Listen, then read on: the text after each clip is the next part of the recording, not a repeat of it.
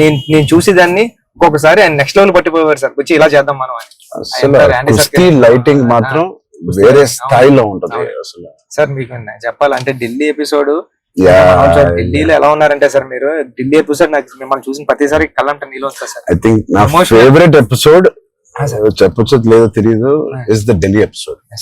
అంటే మీ కథ మొత్తం నువ్వు ఇందాక 2 గంటలు అన్నారా కథ లేదా 3 గంటలు కథ, ఆ ఢిల్లీ ఎపిసోడే మీ కథ. అవును సార్. ఢిల్లీ నేను ఢిల్లీ ఎడిటింగ్ రూమ్ లో చూసిన ప్రతిసారి మీకు కాల్ చేశాను సార్. నవీన్ అంటున్నారండి, ఎడిటర్ నవీన్ ఏమన్నాడంటే అండి, నవీన్ అన్న వచ్చి నువ్వు చూసిన ప్రతిసారి 20 వరకు కాల్ చేస్తున్నావు అని.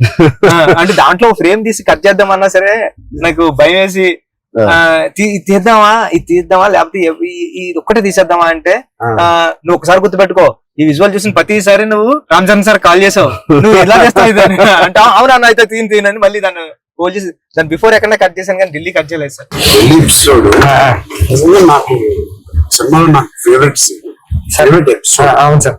ఢిల్లీలో అప్పుడు టెంపరేచర్ కూడా చాలా చలండి, పక్కన షూటింగ్ చేయడానికి కూడా అవన్నీ క్లైమేట్ కూడా కంట్రోల్ లేదు సార్. బట్ ఎపిసోడ్ మాత్రం అనుకున్నాం ఎలా షూట్ చేయాలని అనుకున్నాను. ఆ ఒక్క ఎపిసోడ్ కి రాండీ గారికి 100 మార్క్స్ ఇచ్చారు సార్. అంటే దాన్ని వైడ్ రేంజ్ ఫ్రేమ్స్ తో కలర్ టోన్ కూడా ఢిల్లీ దగ్గర కాకుండా ఫిల్మ్ కలర్ టోన్ మార్పు సార్.